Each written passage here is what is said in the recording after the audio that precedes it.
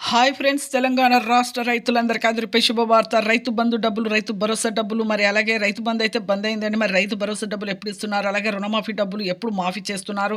అలాగే పంట నష్టం డబ్బులు ఎప్పుడు ఇస్తున్నారు? పీఎం కిసాన్ 17 విడత డబ్బులు కూడా ఎప్పుడు ఇస్తున్నారు? తెలుసుకున్న ముందు లైక్ చేయండి, షేర్ చేయండి, సబ్స్క్రైబ్ చేయండి. పక్కనున్న bell icon all symbol button గంట సింబల్ నొక్కితే నేను వేసే లేటెస్ట్ అప్డేట్స్ వీడియోస్ మీ ముందుకైతే వస్తాయి. లేట్ చేయకుండా అయితే వీడియోలకి అయితే వెళ్ళిపోదాం ఫ్రెండ్స్. లైక్ అయితే చేయండి, వీడియో అనేది బూస్ట్ అప్ అవుతుంది.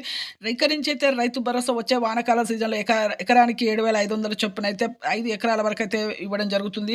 అలాగే ఎంపీసీఐ లింక్ చేసుకున్న వారికి మాత్రమే ఈకేవైసీ చేసుకున్న వారికి మాత్రమే ఈ డబ్బులు అనేది అకౌంట్‌లో పడతాయి. ఎంపీసీఐ అంటే ఏం లేదు, phone number, Aadhaar card link చేసుకోండి.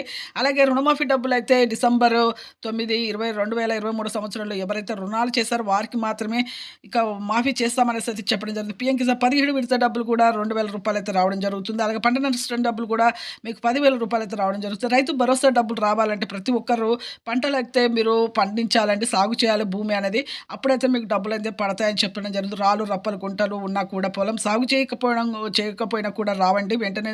అలాగే ఏవీఓ కార్యాలయానికి వెళ్ళి మీరు రాని వాళ్ళైతే తెలుసుకోండి. Thanks for watching.